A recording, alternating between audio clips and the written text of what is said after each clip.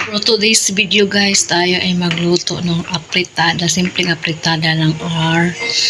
Igado in Ilocano. Let's do this guys.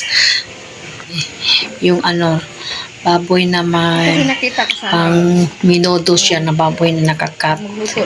Din yung ginagawa ko ay inano siya, yung piniprito siya ng walang mantika para lumabas yung sariling mantika niya. Yun yung mag-isa din sa kanya.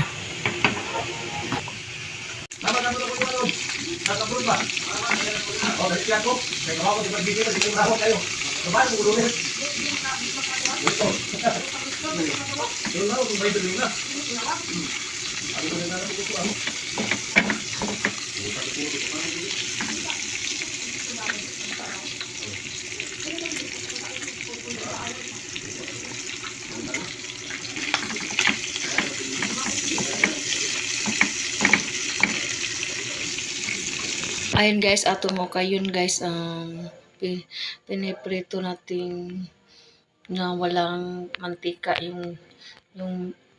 yung baboy na pang minudukat.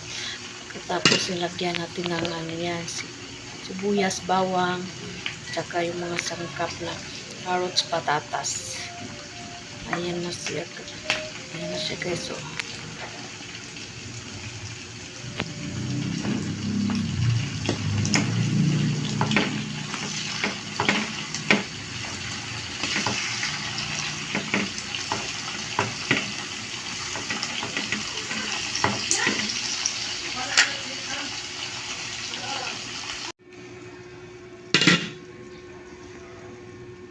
ato nang gilunod ang patatas, katapos carrots, yung bell pepper naman ang ating nilunod. Ang baboy na guys, humok na. Di atong ukay-ukayon, mikos-mikos lang yan.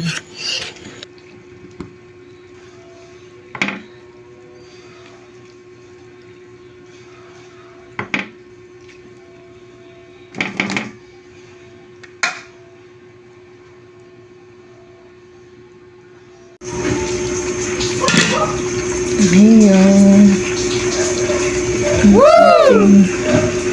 Apretada.